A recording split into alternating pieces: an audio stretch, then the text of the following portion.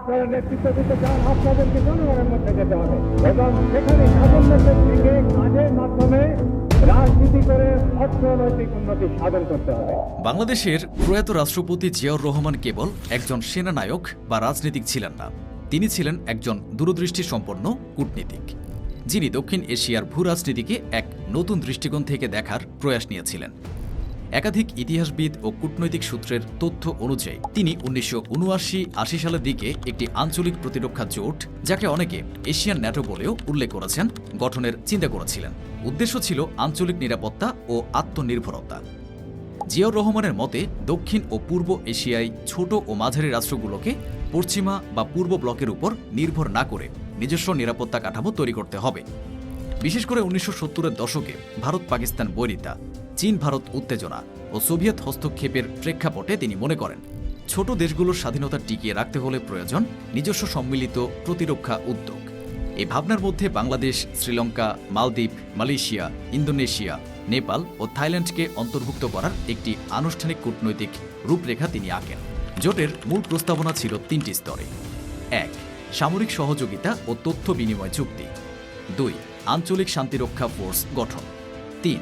সন্ত্রাস ও বিদেশি হস্তক্ষেপ প্রতিরোধে যৌথ প্রতিরক্ষা কৌশল। বাংলাদেশ প্রথম অ-ব্লক পলিসির ধারক হয় তার নেতৃত্বে।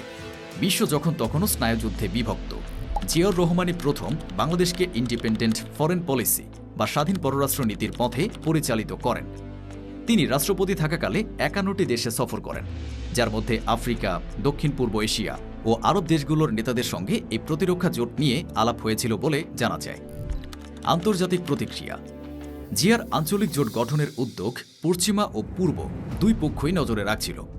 বিশ্লেষকরা বলেন এই উদ্যোগ সফল হলে দক্ষিণ এশিয়ায় ভারতের একচ্ছত্র প্রভাব কিছুটা ভারসাম্যে আসত এবং ছোট দেশগুলোর কণ্ঠস্বর জোরালো হতো। তবে ভারতের তৎকালীন কূটনৈতিক মহলে এই ধারণা বিরূপ প্রতিক্রিয়া তৈরি করে, যার কারণে প্রকল্পটি আর দৃশ্যমান হয়নি। রাজনৈতিক প্রতিবন্ধকতা।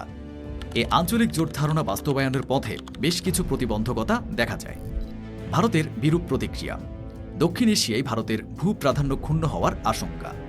দেশগুলোর অভ্যন্তরীণ রাজনৈতিক স্থিতিশীলতা, বিশেষ করে নেপাল ও শ্রীলঙ্কায়। চীনের সন্দেহ কোনো নতুন জোট যেন চীনা আধিপত্যের বিরুদ্ধে না হয়। অর্থনৈতিক অক্ষমতা। এমন জোটে সমর্থন দিতে অনেক রাষ্ট্র প্রস্তুত ছিল না। কূটনৈতিক মতামত। জাতিসংঘে বাংলাদেশ মিশনের সাবেক এক কর্মকর্তা নাম প্রকাশ না করার শর্তে বলেন, তিনি মানে জিয়া 1980 সালে একাধিক বৈঠকে আঞ্চলিক প্রতিরক্ষা জোটের আইডিয়া উপস্থাপন করেন।